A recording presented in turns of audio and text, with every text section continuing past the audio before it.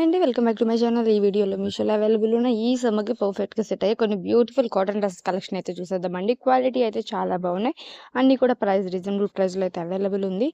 ఈ సమ్మర్‌కి ఇవన్నీ పర్ఫెక్ట్ డ్రెసెస్ అని చెప్పుకోవచ్చు. ఇవన్నీ కూడా మనకి 3 పీసెస్ సెట్ అయితే వచ్చేస్తుందనమాట. అస్సలు మిస్ చేసుకోకండి.